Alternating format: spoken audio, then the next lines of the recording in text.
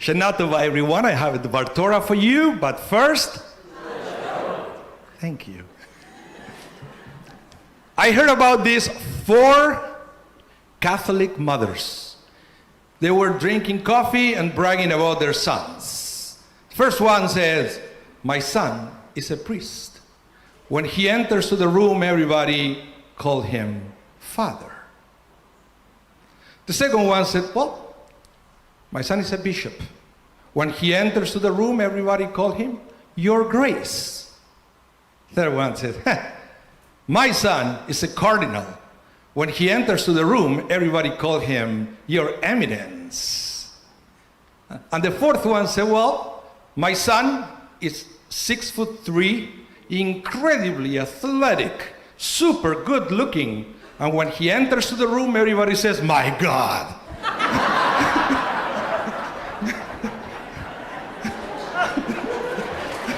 Okay. I want to talk to you today about the power of memory. I was surprised actually that I opened the newspaper this morning and the Free Press actually spoiled my sermon. I hope you didn't read it because anyway, I talked to the guy and told him what I was going to speak today to the congregation, and there it was, my sermon. But I want to talk to you something that happens to me long ago. I did the craziest thing. It was 2016, and I don't know, I think I saw something on Facebook, I may have gotten an email. There was this touring company around the world that is called Get Motivated. I don't know if you've ever seen it. It's they bring motivational speakers and they try to sell you courses of everything. And you know, I mean, it was oriented for business people, but nothing to do with a rabbi. But I like actually public speaking. So I signed up. And I went there, and they were all these, I don't know what they were selling, but they were great speakers, and I learned a lot about public speaking there. But there was this guy, caught my attention, because his product was very interesting. His name was Bob Kittel. What was Mr. Bob Kittel selling? He was selling CDs and DVDs to boost your memory. So basically, there was a method oriented for people at universities, people, you know, you have your business, and then you want to remember things. So he will help you to remember information that you will need for a test at university, to remember names, to remember circumstances. You follow his method, he said, was guaranteed that you will remember all this important thing.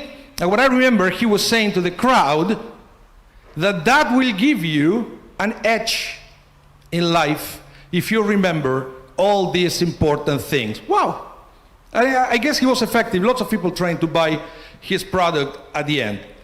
But I realized, right now, I was a rabbinic student at the time. Now as a rabbinic student listening to this guy, that in Judaism, we have such a thing from thousands of years, methods for us to remember what is important, right?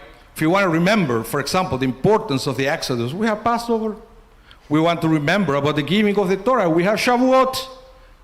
We want to remember about the creation of the world, we have Rosh Hashanah. So Judaism excels at finding ways for us to remember important dates, important events, and characteristic of different characters of the Bible, etc.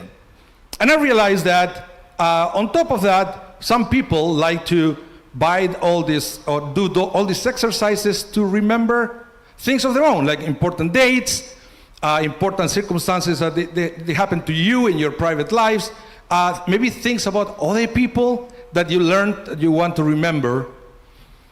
But I realized that there is one thing that all the methods, all of the above, from this gentleman to Judaism, they all fail, is to develop a method to remember what we have learned about ourselves. And this is something that is extremely important, because we learn things about other people all the time, but even more things about ourselves. Every time we react to something that happened to us, not only we learn about the situation, but the way we react is teaching you something about yourself. And those are the important things that we have to find a way to remember. And boy, that we experienced so many things during this last year. Just a few days after Rosh Hashanah, we have October 7th. It was the most horrific attack on the Jewish people since the Shoah, since the Holocaust, where once again people were killed and burned, where people were treated in the most barbaric ways. People were kidnapped. We are still waiting for many of those hostages to come back. And yes, I can guarantee you that we are going to have multiple things to remind us about October 7th. We're going to have ceremonies, rituals, speeches, the synagogue, the federation. They will be sure that you won't forget about that. But what about what we have learned about ourselves since October 7th? We learned things about ourselves that we didn't know we had it in us. We learned about ourselves that we actually care about Israel. Perhaps we didn't know that about us before. We learned that we can actually speak up. We never tried before, but hey, I can do it. I just learned that about myself. I was talking to people and they were telling me, I learned about myself that I can write a letter to the editor. I can send an email to my MP. I never knew that. Now I know that I can do it, and I'm pretty good at it. So before every vote that Israel is involved, I send my letter to the MP, and I'm proud of myself that I learned that I can do it. You learned about yourself, about how much you need your community in moments like this. You learned about yourself that you are stronger than you thought.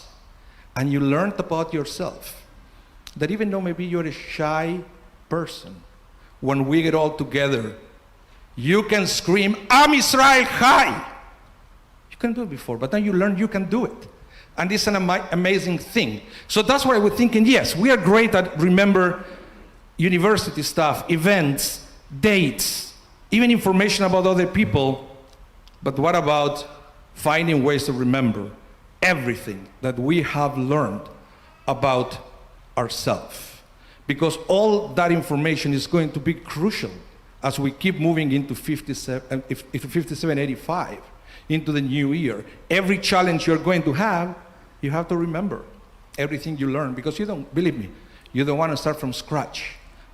You became into something greater than you were the year before, and it's very important for us to keep it alive because that information is going to be very important.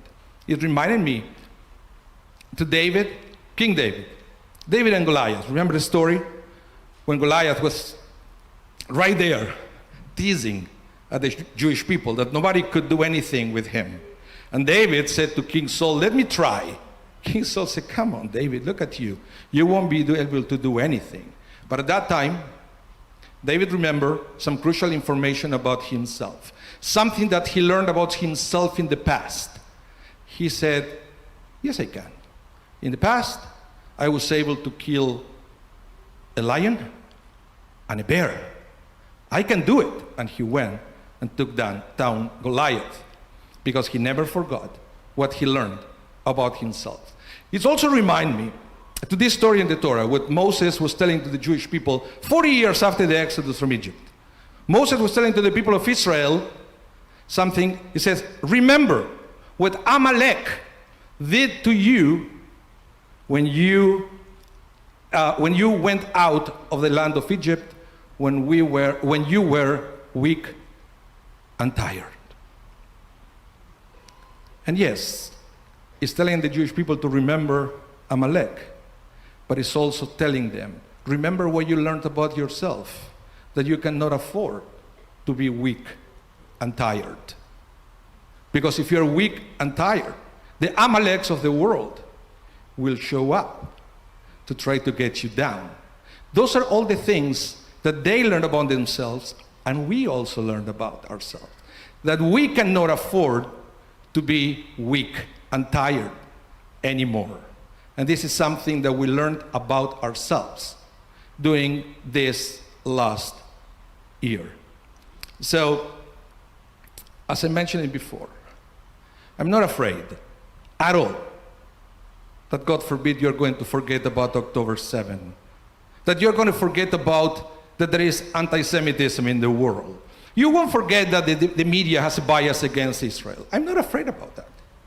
What really scared me is about my community, that people will forget about all the great things that they accomplish on themselves. Everything that each one of you learned about yourself, how high you can go, how much you can reach, how important you are, how strong your voice is. You learned about that during last year. And maybe we don't have a method created by this Bob Kittel to help us remember that. But it doesn't mean that we should not find ways to keep all those great things alive, because those are the things who are going to make this new year 5785 a great year ahead. Shana Tova u'metuka, and Am Yisrael Chai. Am Yisrael Chai. Yasher Koach.